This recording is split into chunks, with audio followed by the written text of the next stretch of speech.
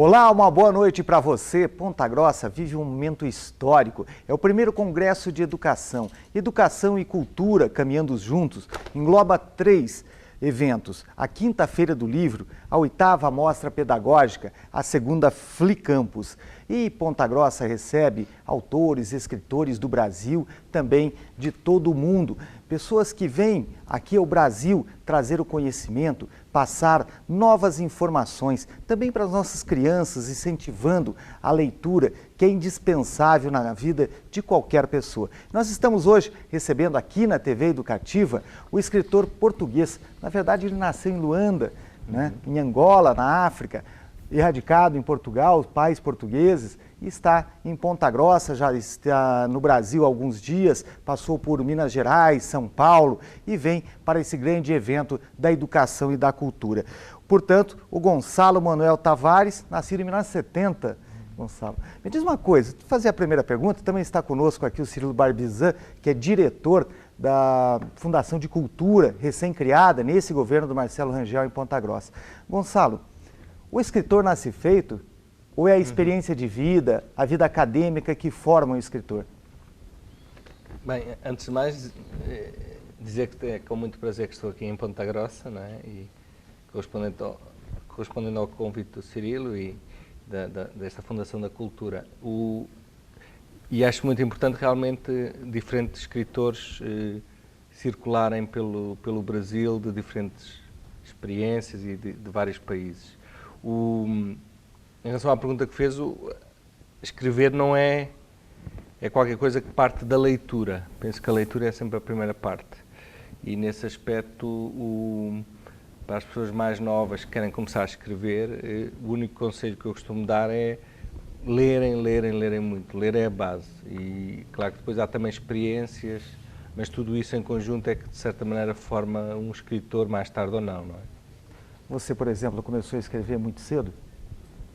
Eu comecei a escrever aos 18 anos, quer dizer, escrever mais a sério todos os dias, e escrevia todas as manhãs, mas só publiquei aos 31 anos, porque me parecia importante não publicar muito cedo, porque a publicação tem logo um impacto forte e é bom a pessoa ir amadurecendo primeiro antes de publicar.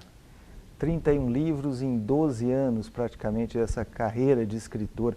Escreve todo dia mesmo, Gonçalo? E como que é isso, escrever todo dia? É você acordar na madrugada, inspirado, escreve algumas frases? Ou como que funciona esse mecanismo para você?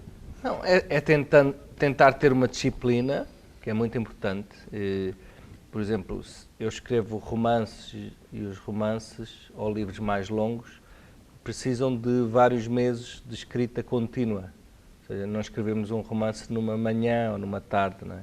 E portanto é preciso disciplina e é isso que eu tento. Tento levantar-me todas as manhãs e começar a ler, a escrever. Tento não marcar nada nesse período de escrita para precisamente não ser interrompido, desligar telemóveis, e-mail.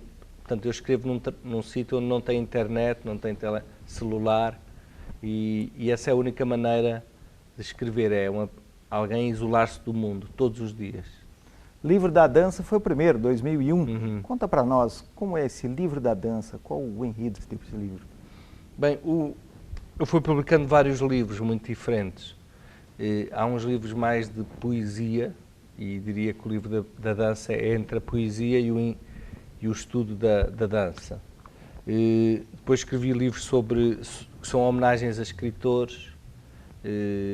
Escrevi um livro chamado Uma Viagem à Índia, que é um livro que faz o mesmo circuito dos Lusíadas e, portanto, tem 10 cantos e, de certa maneira, é uma mistura entre prosa e poesia. Ou seja, esse Livro da Dança, como todos os que vieram a seguir, são livros que mais do que contarem histórias, muitas vezes falam sobre determinados temas. Nesse caso é o movimento, o corpo e a dança. Você falou rapidamente no início aqui da entrevista, esse congresso de educação em Ponta Grossa, que vai reunir aí milhares de pessoas, são escritores, são livros vendidos, lançamentos de livros. Isso é comum também acontecer em Portugal, por exemplo? Sim, sim. Todas as cidades têm o que nós chamamos uma feira do livro, que é basicamente o momento em que os livros estão todos reunidos pelas livrarias ou pelas editoras, são vendidos mais barato, as pessoas podem comprar com mais facilidade e normalmente há debates com escritores. A Feira do Livro de Lisboa, particularmente, é uma feira muito, muito bonita porque é num parque, num jardim e normalmente faz bom tempo, portanto é um sítio em que as pessoas vão passear e ao mesmo tempo vão ver livros, falar com autores. É também uma tradição em Portugal, sim, sim. E acho que é uma ótima tradição. Como é que vocês portugueses, especialmente você escritor, vê o Brasil na questão da leitura? Você acha que o brasileiro lê pouco? Lê. Hoje não sei, eu não conheço o Brasil com pormenor, né? Mas o que eu sinto é que está a haver uma mudança, em que cada vez mais o Brasil está a ler mais.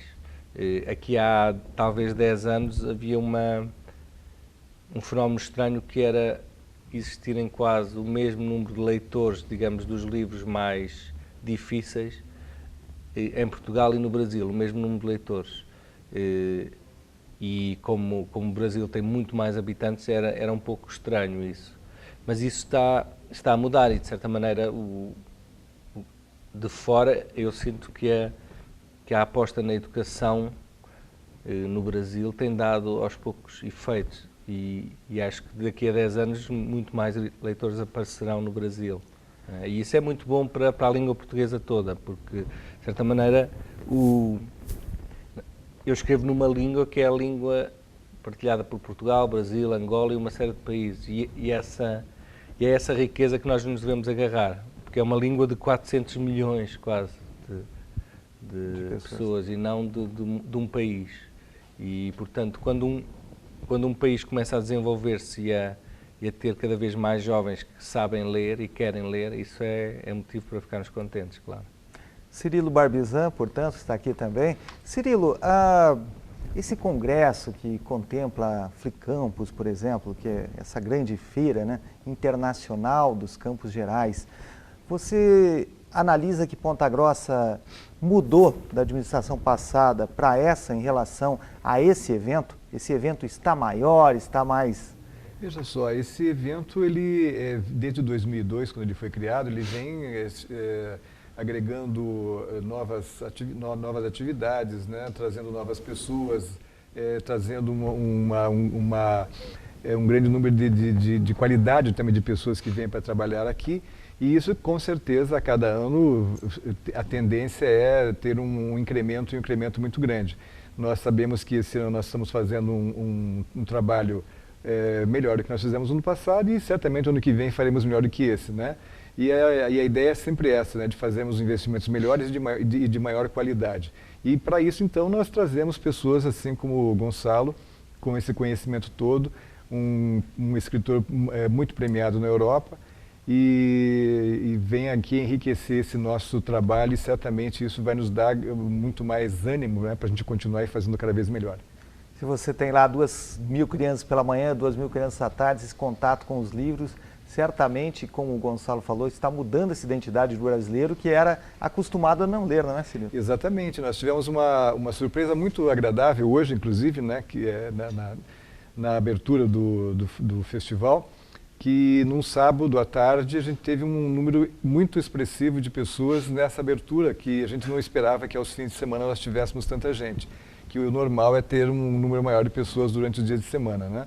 Então é uma surpresa muito boa e tenho certeza que o sucesso vai ser muito grande e isso vai alavancar as próximas edições também.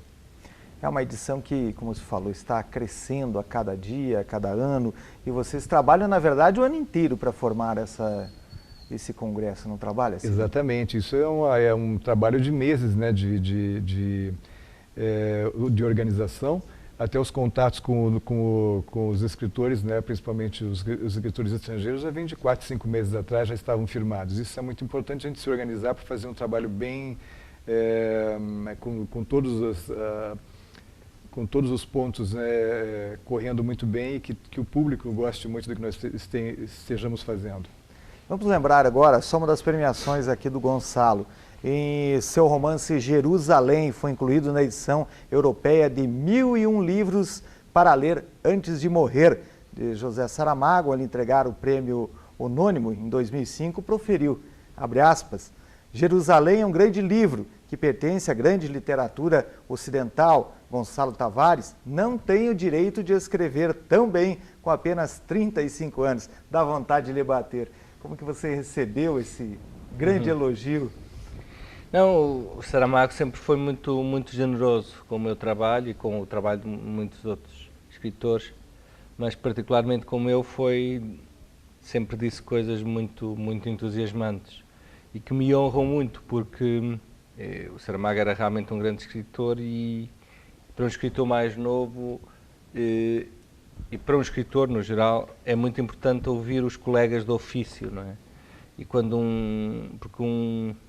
o elogio de um colega do ofício como o Saramago tem outro peso, porque eles sabem qual é a dificuldade, ele sabe qual é a dificuldade de escrever um bom livro, não é? E, portanto, fiquei muito honrado.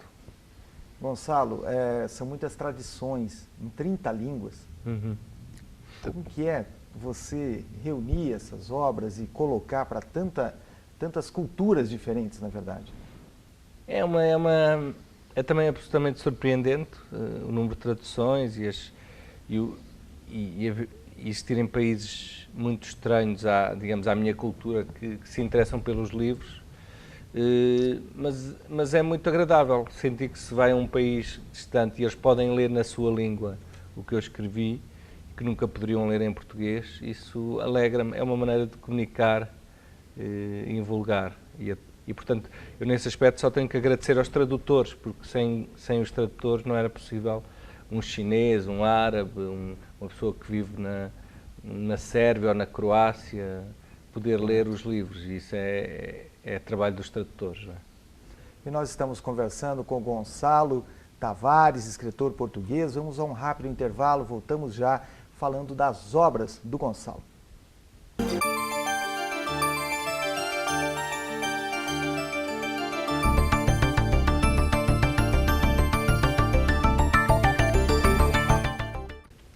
Estamos de volta falando de cultura. Ponta Grossa vive esse grande momento. Estamos com o Cirilo Barbizan, que é da Fundação Cultural de Ponta Grossa, e o escritor português, o Gonçalo Manuel Tavares. Cirilo. Gonçalo, você tem uma obra de dramaturgia muito importante, já tem vários textos encenados em Portugal, aqui no Brasil e em alguns outros países. Como é o teu trânsito entre a literatura para ser lida e a literatura para ser encenada, para ser vista através do teatro? Bem, eu vejo sempre a escrita a literatura como uma escrita e mesmo os textos que eu escrevo, que são romances, portanto que não são teatrais, eu, por exemplo, leio-os sempre em voz alta. É uma maneira, quando estou a escrever e quando estou a rever o livro, leio em voz alta quase como um ator, não é? Para sentir o som, o ritmo. E, portanto, a escrita para teatro é ligeiramente diferente. O que tem feito até em Portugal e noutros países é um pouco, para além de levarem os textos de teatro a palco, também fazem muito levar os romances que eu escrevi ou pequenos livros, adaptarem a teatro. Em Portugal e, por exemplo, agora na Grécia estão a fazer uma peça de teatro sobre um livro que se chama Jerusalém, o romance. Já fizeram aqui no Brasil também. Ou seja, há também uma tendência no teatro interessante, que é pegarem em textos não teatrais e adaptarem. E nesse particular há várias coisas que têm feito. E fizeram uma ópera, por exemplo, também com o Jerusalém, e eu fiquei muito contente. E você mesmo fez a transposição de um texto literário para um texto teatral, ou outras pessoas colaboraram nisso? Depende. Normalmente são as pessoas, são os próprios dramaturgos que fazem isso. E eu gosto de dar liberdade para as pessoas adaptarem o texto, cortarem, porque há também um mundo mais do teatro contemporâneo que tem a ver com o fragmento, com pegar numa parte, etc. E eu gosto que que os grupos de teatro tenham liberdade para trabalhar os textos. Poxa, que bom ouvir isso, porque é muito raro ouvir de um autor que Não, dá essa liberdade toda para... Não, eu chego ao ponto, às vezes vou a ver um ensaio ou outro e sempre que eu vou, o que eu digo normalmente é tirem texto, tirem mais texto, ou seja, sempre propor que tirem texto, que retirem texto, que eliminem texto meu, que há texto a mais. Ou seja, o que eu tento defender depois, mais tarde, é a peça de teatro e não o meu livro, não é? O meu livro já está, já fez o seu percurso e, portanto, quando alguém adapta o livro ao teatro, o meu papel ali é tentar pensar como é que o teatro, a peça, vai resultar o melhor possível. E muitas vezes resulta o melhor possível cortando o texto, eliminando o texto, etc. Até porque as linguagens são muito diferentes, afinal, sim, muito né? diferentes. E você também tem experiência com cinema ou com televisão nos teus textos? Sim, já tenho feito coisas muito diversas, como há pouco disse, por exemplo, fizeram uma ópera, e eu já colaborei na escrita de um filme de um realizador muito bom, mais ou menos da minha geração, que se chama Marco Martins, e fizemos com ele um filme. Mas eu escrevo sempre, de certa maneira, tentando perceber as pessoas, e depois, se é para teatro, se é para cinema, ou se é para outro meio qualquer, às vezes nem é tão importante isso, não é? Gonçalo, e nesse momento você está trabalhando qual obra, qual vai ser o teu próximo lançamento? Bem, eu aqui no Brasil, e eu estou também cá no Brasil, estive como disse, em São Paulo, Belo Horizonte, etc., a apresentar um livro que está a sair aqui no Brasil, que se chama Canções Mexicanas. Esse livro resulta de uma viagem que eu fiz à Cidade do México, e é um livro de ficção, mas é um pouco a relatar as experiências pelas quais que eu passei na Cidade do México. É uma cidade muito estimulante, em que acontecem muitas coisas. Eu tenho a certeza que até qualquer brasileiro que vá à Cidade do México vai ficar surpreendido, porque é uma cidade muito, muito excitante. E, portanto, esse livro de canções mexicanas são pequenos fragmentos, contos, às vezes não muito narrativos, mas sobre episódios da Cidade do México. Sobre, por exemplo, o mezcal, que é uma bebida muito, muito forte, quase alucinogénica, e que está muito presente na Cidade do México, e sobre a questão da violência, que está muito presente também na Cidade do México. Portanto, neste momento é esse livro que eu estou a apresentar no Brasil. Em relação ao Brasil, citou o México, o Brasil já te impulsionou a escrever algo nessa vinda agora para o Brasil? Pode te dar um... Não, o Brasil é muito rico, e eu felizmente já conheci um pouco de diferentes Brasis. Já fui a Belém do Pará, já conheci o norte, Fortaleza, Recife, portanto já andei um pouco por alguns estados. E realmente percebo que cada estado do Brasil é um mundo, não é? De diferenças. Por enquanto ainda não escrevi nenhum livro sobre qualquer coisa que venha do Brasil, mas, como é evidente, é um país muito estimulante, literariamente também. Vamos falar do bairro, mas antes de você comentar sobre o bairro, essa obra sua, nós vamos assistir um pequeno vídeo mostrando um pouco do que é o bairro. Acompanhe.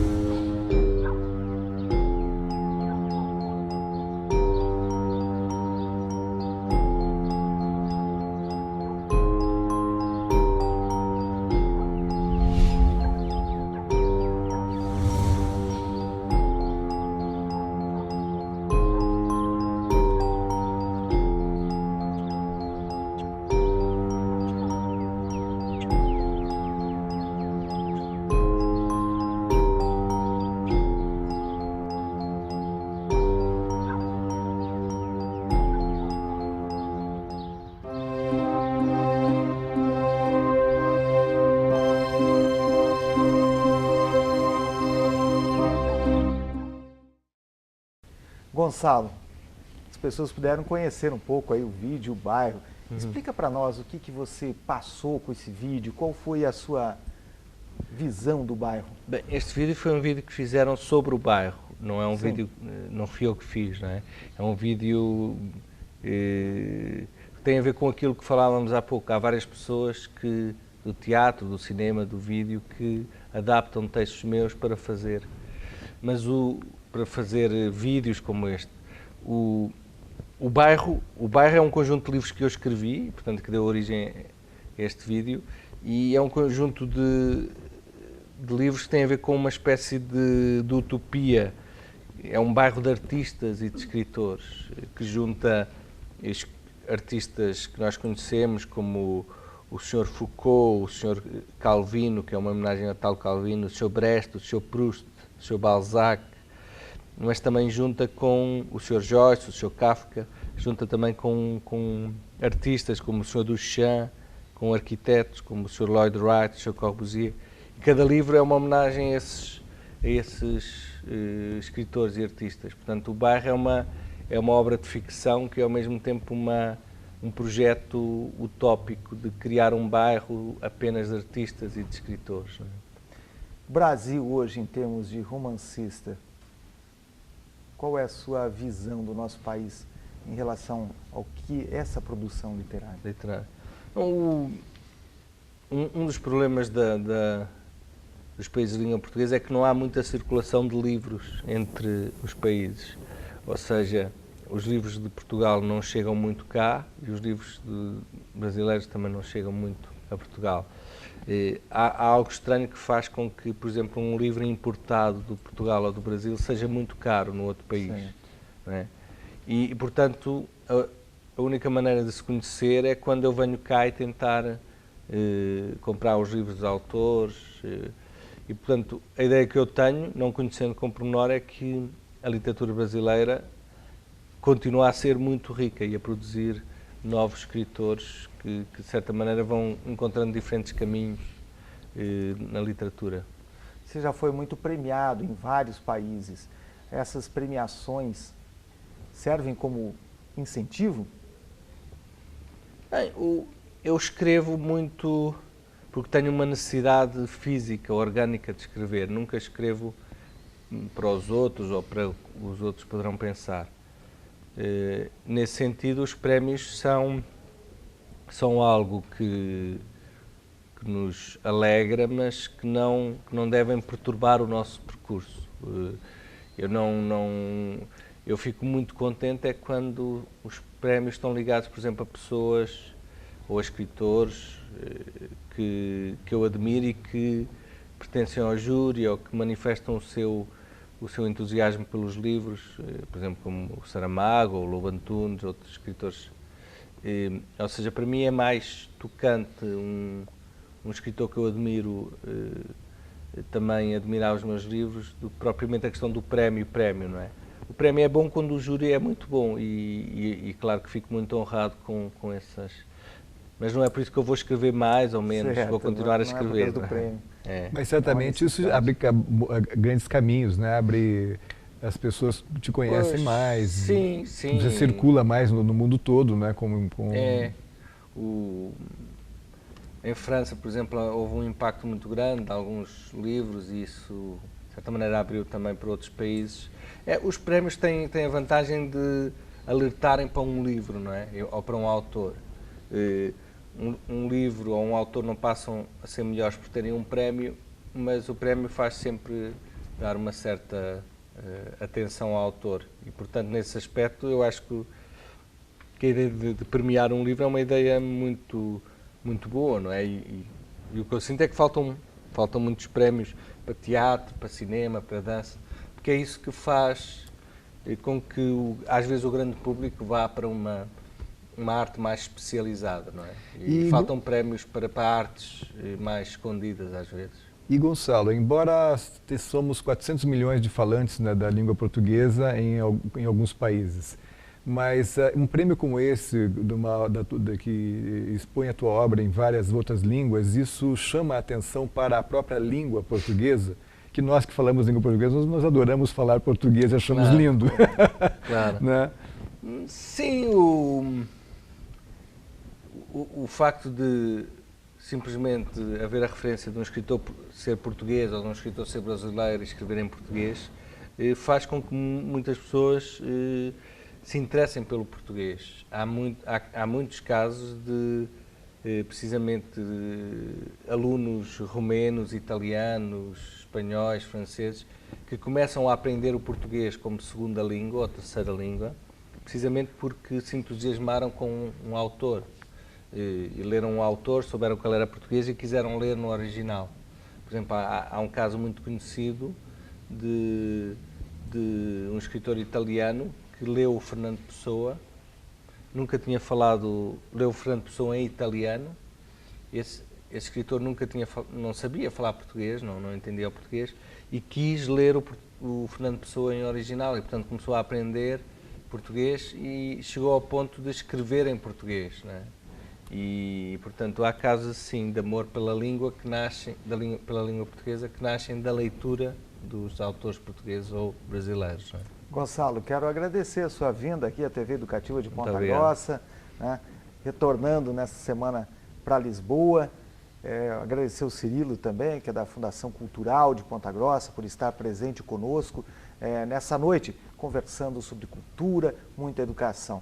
Gonçalo, espero que você venha mais vezes ao Brasil, traga essa riqueza da língua portuguesa também, todo esse trabalho feito em cima do romance, em cima do teatro.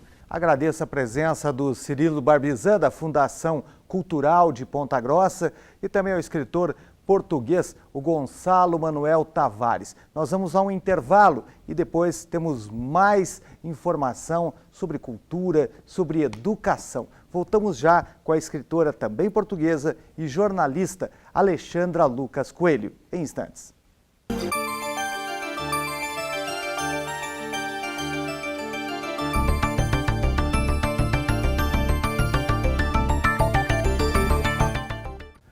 Estamos de volta, é a semana que tem o Congresso de Educação de Ponta Grossa, que tem a Feira do Livro, tem a Flicampus, tem a Mostra Pedagógica. Conosco agora a escritora portuguesa, jornalista Alexandra Lucas Coelho, que veio de Portugal há 3 anos.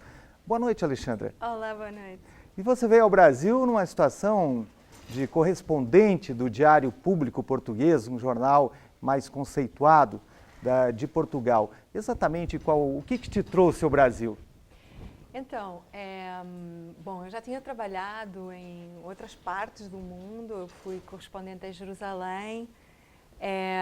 Os primeiros 10 anos da minha vida como repórter eu cobri Rússia, Europa de Leste, aí nos outros 10 anos seguintes, que depois do 11 de setembro, aí eu estive 10 anos cobrindo o Oriente Médio, sobretudo, guerra do Iraque, Líbano, Síria, Egito, tudo isso, e sobretudo Israel e Palestina, né, que foram assim os meus focos a partir de Jerusalém.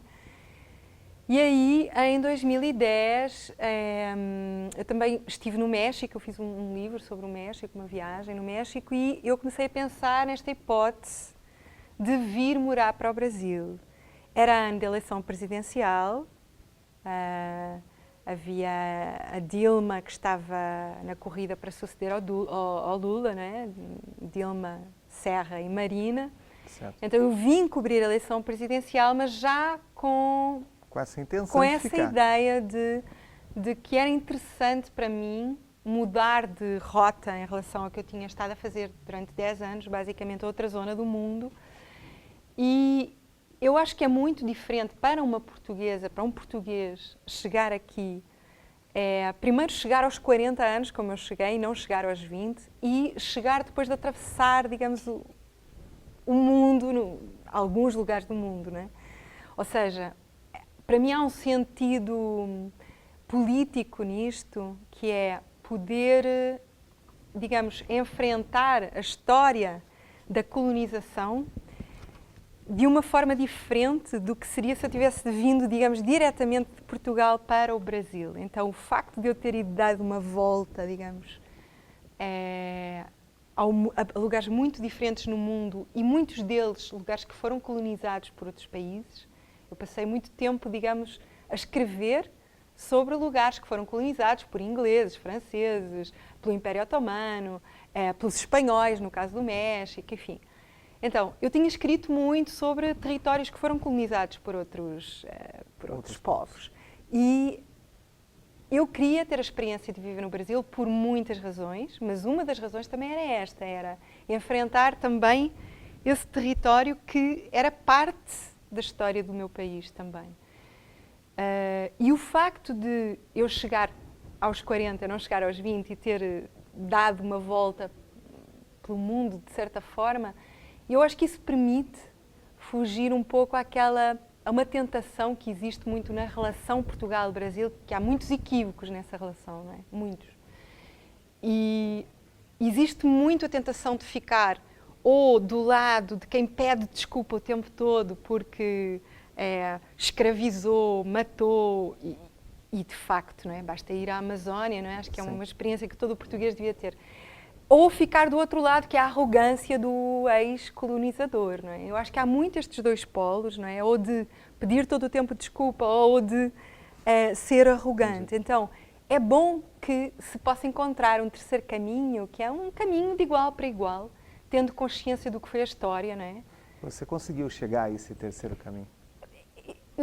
Você não chega a esse caminho, você vai andando, é um pouco assim, não é? Porque assim, o Brasil é este gigante, esta coisa imensa que não acaba nunca, não é? Eu estou aqui há 3 anos, todos os dias parece que eu estou começando, porque hoje estou aqui em Ponta Grossa, Paraná, sul do Brasil, e este sul não tem nada a ver, se eu pensar, sei lá, em Belém do Pará, ou no Maranhão, ou no interior de Minas Gerais, não tem nada a ver, não é? São mundos muito grandes, não é?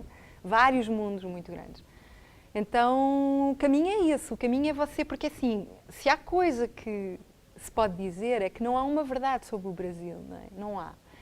Há várias verdades e é a conjugação delas todas que há de conseguir fazer-nos olhar para o país. Então, só cruzando as coisas é que você vai conseguir ter uma ideia. Alexandra, daqui a pouco nós vamos falar dos seus livros anteriores, mas você está trabalhando em crônicas, né? A sua experiência de 3 anos do Brasil vai ser lançada em Portugal no mês de novembro, é isso? Exato, é um livro, a minha editora portuguesa e no Brasil, porque ela também funciona no Brasil, que é a Tinta da China, tem uma coleção de viagens, são livros de viagens, não são guias, é literatura de viagens. Certo. E nessa coleção eu já tinha um livro sobre o Afeganistão, um livro sobre o México, e agora eu vou publicar em novembro um livro chamado Vai Brasil, que tem um percurso ao longo destes 3 anos, são crónicas, digamos, retrabalhadas, como se fosse uma viagem ao longo destes 3 anos aqui no Brasil. Então tem muitos lugares diferentes. Eu moro no Rio de Janeiro, então o Rio ocupa um bolo grande deste livro, até por todas as circunstâncias que neste momento o Rio vive, não é? De expectativa antes das Olimpíadas, Copa do Mundo. Copa, a visita do Papa, tudo, enfim. O Rio está muito no centro, não é? Foi devolvido muito ao centro do Brasil e ao centro do mundo, não é? O Rio virou assim uma coisa muito simbólica. Mas tem muito mais no livro além do Rio e tem até uma história passada em Curitiba, não é? Já que estamos aqui no Paraná, uma história que eu fiz sobre o Dalton Trevisan, que me deu um grande prazer escrever e fazer, porque tenho uma grande admiração pelo Dalton Trevisan, que é um escritor extraordinário. Que teve a Polaquinha, o Vampiro de Curitiba, cita o vampiro no livro também. Pois é, porque na verdade esta história era uma história que era uma história impossível, que é como fazer uma história sobre o vampiro de Curitiba, sobre o invisível vampiro que não dá entrevistas, não fala, ninguém vê, etc. Então era um pouco andar por Curitiba à procura do vampiro, que não quer ser encontrado. E é óbvio que se ele não quer ser encontrado, ele não vai ser encontrado. Então, mas eu acho que eu tive sorte com as pessoas que encontrei. No fundo, eu fui encontrando as pessoas do vampiro de Curitiba. E na verdade, eu fui na casa dele e eu vi-o no jardim. E ele foi de uma grande gentileza e assinou livros para mim, embora eu não tenha falado com ele. Mas só o ter andado à procura dele, cruzado amigos e pessoas que se encontram com ele toda aquela atmosfera também era uma forma de conhecer um pouco Curitiba, no fundo.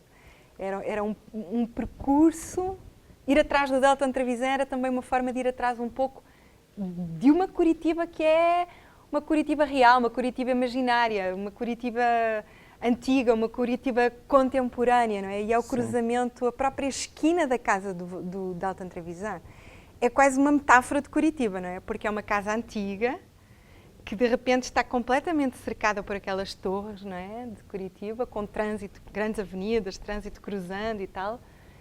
Então é um pouco aquilo que ainda há de Curitiba antiga, cruzado com o que é Curitiba hoje. Alexandra, eu até li uma entrevista que se deu para uma rádio da China, onde te perguntaram, o escritor, o jornalista, precisa encontrar a pessoa certa, na hora certa, no lugar certo. Isso realmente acontece muito contigo? Pois é, assim, não tem outra forma de viajar que não através das pessoas, não é? Porque são as pessoas de cada lugar que nos abrem esse lugar, não tem outro jeito, não é? Claro que há uma solidão que é boa, que faz parte da viagem, todo viajante, todo repórter precisa dessa solidão, que é o encontro daquilo que você traz, que é seu, que é a sua história, aquilo que você olhou, aquilo que você conheceu, e é o encontro disso com esse novo lugar, não é? É o encontro destas duas coisas que vai produzir um texto que será só o seu olhar, que será o encontro de duas coisas que antes não estavam juntas. Então a viagem é isso. Mas para que isso aconteça, você precisa que as pessoas lhe abram as portas, não é? E, no fundo, cada pessoa há de ser um fragmento dessa história que você vai contar. Então, não há a pessoa certa e a pessoa errada. Todas as pessoas estão certas e estão erradas, de certa forma, não é? Ou seja, cada pedaço que alguém te dê, isso está certo. Porque isso é verdade, isso é a verdade daquela pessoa, não é? Num determinado lugar. Então aí, você cruzando esse puzzle, é que você vai conseguir testemunhar uma experiência. Não é dizer, este lugar é assim. Não, este lugar é assim, esta foi a minha experiência neste lugar. Não é? E alguém que chegue vai ter outra experiência diferente, certamente. Com esse crescimento da NET, por exemplo, você escreve para um jornal, hoje se faz uma coluna semanal, né? Sim. Se mudou a forma de você conduzir a tua reportagem, hoje ela é mais interpretativa do que informativa de quando você começou. A NET deu essa mudança ou você imagina que não? Não vejo uma relação aí, não vejo.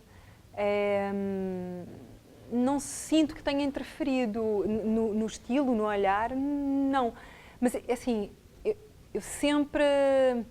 A forma como me interessa fazer reportagem tem sempre um lado de testemunho e de olhar sobre... Há um lado narrativo sempre, narrativo e até cinematográfico, que me interessa muito sempre. Então isso já vinha, isso não tem uma relação com a internet, não vejo que Você fez rádio? Fiz rádio muitos anos, sim. Não se interessou no que fazer vídeo, TV, reportagens? Não, na verdade, eu não sou muito da imagem, não. Eu gosto muito de rádio, tenho uma relação com o som, não é? Eu gosto do estúdio, daquela coisa, é uma coisa íntima. A rádio é uma coisa íntima, é uma coisa que não é assim, que você pode estar fazendo outras coisas enquanto você ouve rádio. Eu gosto desta ideia. Você não fica preso, né? Certo. E a televisão, você só pode ver televisão, você não pode estar fazendo outras coisas. E é muito instantâneo também, né? Isso é interessante do rádio, né? O instantaneidade do e tem rádio. isso, sim, o direto, né? O direto é uma coisa incrível, é uma experiência fantástica, sim.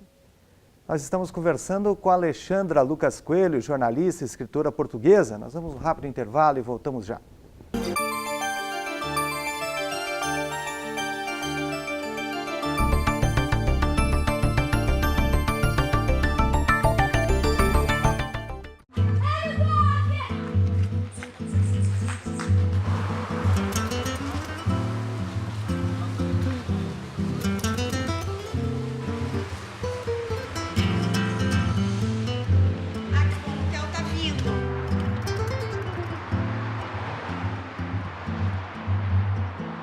A diferença entre a literatura e o jornalismo não é que uma usa o real e a outra não usa. A diferença é apenas de liberdade. Portanto, o que me interessa, tanto no jornalismo como na literatura, é o real.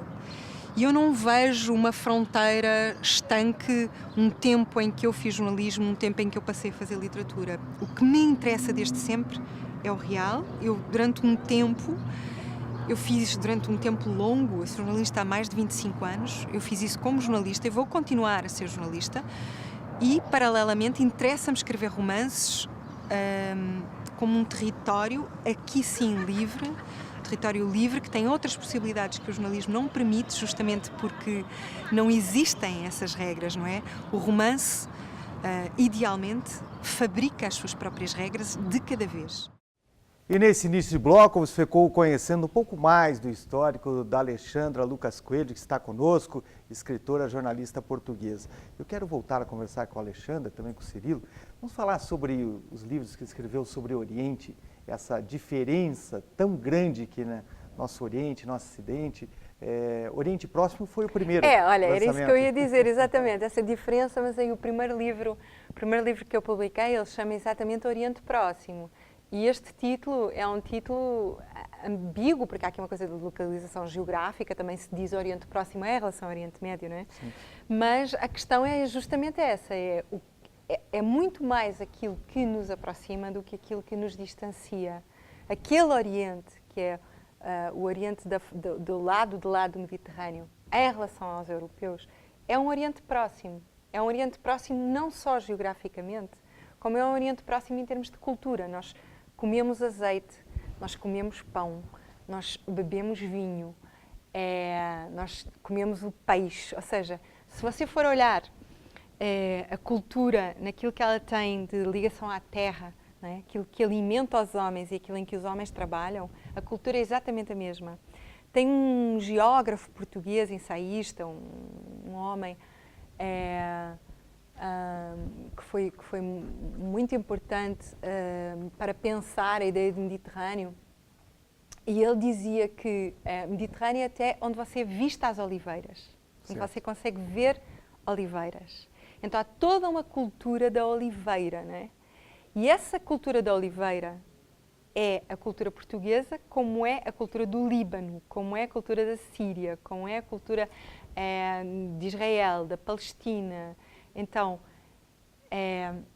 isso é muito mais antigo e profundo do que as diferenças que também existem, não é? Mas essa é uma boa base para tentar fazer um diálogo e para tentar ir ao encontro do outro, não é? Então houve um período, digamos, na nossa história recente, que foi o chamado choque de civilizações, toda aquela fase pós-11 de setembro, não é? Em que se disseram coisas muito absurdas em relação ao que este duelo, não é? Este duelo de mundos, como se estivéssemos a falar de civilizações completamente diferentes. Quando, na verdade, a origem é muito próxima, não é? Uma das viagens mais importantes para mim foi uma viagem que eu fiz à Síria em 2009. Foi há pouquíssimo tempo. Foi em agosto, então faz agora 4 anos que eu percorri a Síria, de norte a sul, leste a oeste. Passei um mês viajando na Síria. Nós todos vemos diariamente hoje na televisão o que é que está a acontecer com aquele país, que é um país que, como poucos, tem uma herança de património de várias épocas da história da humanidade absolutamente extraordinária. Foi na Síria que nasceu o alfabeto, não é? Você vai na costa da Síria, você vai a Ugarit, o lugar onde nasceu o alfabeto. Você tem ruínas gregas, tem ruínas romanas, tem coisas dos assírios, não é? Você tem os rios onde começaram as civilizações da escrita, ali na Mesopotâmia, o Eufrates. Então, você está no berço daquele mundo, não é? E a ligação que você sente, ou pelo menos para quem vem da Europa, é uma ligação, é isso, é um Oriente Próximo. E esta ideia é uma ideia política, é uma ideia cultural, é uma ideia que pode ser desenvolvida de várias formas. Agora, voltando, o Oriente Próximo é um livro só sobre israelenses e palestinos. São histórias dos anos em que eu passei a cobrir aquele conflito, histórias de pessoas, histórias de lugares, ao longo de vários anos. E Isso foi em 2007 que eu publiquei esse livro. Eu não vou ser otimista, não vou dizer que as coisas estão melhor, eu acho que as coisas cada vez estão pior, na verdade, em relação àquele pedaço do mundo. Mas quanto mais nós insistirmos nos clichês da diferença, em vez daquilo que nos aproxima, as coisas só podem piorar. Então, a única forma é nós, sabendo quem somos, podermos dialogar com o outro, não há outra forma. E Alexandra, como é que foi para você essa transição do jornalismo para a literatura, já que você estava cobrindo todo esses conflitos todos e de repente você optar ou você passar daí para a literatura? Olha, eu vejo, assim, eu não vejo como um salto de um lado para o outro, eu vejo isso primeiro como uma progressão, não é? Um caminho, e é um caminho que pode ser paralelo também, ou seja, eu acho que eu comecei a fazer livros porque os textos de jornal, não davam espaço, não tinham fôlego para tudo aquilo que eu queria fazer. Não é? Há várias limitações que têm a ver com os próprios meios, não é? Portanto, eu queria ir mais longe. Então eu comecei a fazer livros por isso, porque eu queria ir mais longe, eu queria ir mais fundo, queria ter uma amplitude diferente. Depois, isto em relação aos livros de viagem, de reportagem que eu fiz. Eu também publiquei um romance, esse romance também tem a ver com a minha experiência no Oriente Médio, tem a ver com uma história de amor passada sobretudo nesse território. Ela começa em Jerusalém, nos territórios palestinos, por aí fora. Aí já tem a ver com outra coisa e isso é a passagem de facto do jornalismo para a literatura, ou aquilo que eu acho que é a grande fronteira entre jornalismo e literatura. No jornalismo você tem um protocolo, não é? Você tem regras, você cumpre essas regras, não é? Você responde perante o seu editor, você responde perante o seu jornal, você responde perante os leitores e responde perante um código deontológico que é o código da sua profissão. Um artista, ele não responde perante ninguém, ele é inteiramente livre. Em última análise, ele não deve nada a ninguém. Em última análise, ele vai construir a forma que ainda não existe para aquilo que ele quer fazer. Não é? Então, o artista, idealmente, ele é inteiramente livre. O jornalista, ele não é inteiramente livre. E esta fronteira é uma fronteira vital. E quando você quer passar para o outro lado, quando você já não quer estar cumprindo aquele código, quando você quer sentir-se inteiramente livre, não responder a uma série de regras, a uma série de expectativas, então você passa para outro território, que é um território livre. Da literatura. Saindo lá do Oriente, vindo para o México, você escreveu também sobre o México. E o México e o Brasil estão próximos ou não? Pois é, você sabe que eu acho que não, mas nem um pouco, não sei. É bem curioso isso, porque o México é um país que tem vários momentos, mesmo historicamente, de comparação. Podemos comparar boom económico, assim, os gigantes no seu, digamos, o México ali ainda no sul da América do Norte, digamos. O México ainda é a América do Norte, não é? O Brasil na América do Sul. E, no entanto, eu não vejo que haja muito diálogo entre o México e o Brasil. Eu acho que do lado do México existe uma curiosidade em relação ao Brasil e até existe quase uma espécie de melancolia no sentido de o Brasil foi o que deu certo, não é? E o México, afinal, não deu tão certo. Pronto. Existe eu senti um pouco um travo de melancolia em relação àquilo que o Brasil agora tinha virado e que o México não virou. Mas o México é um território tão extraordinário, tão rico, tão forte, tão intenso, tão magnético. Eu acho que é completamente impossível atravessar aquele país e uma pessoa não ficar completamente mudada, alterada por aquela experiência. Uma experiência muito forte do México. Mas eu acabei de publicar, agora no Brasil, tem 2 ou 3 meses, acabei de publicar esse livro aqui no Brasil, chamado Viva México, e eu não senti que houvesse muito interesse sequer por aquele território.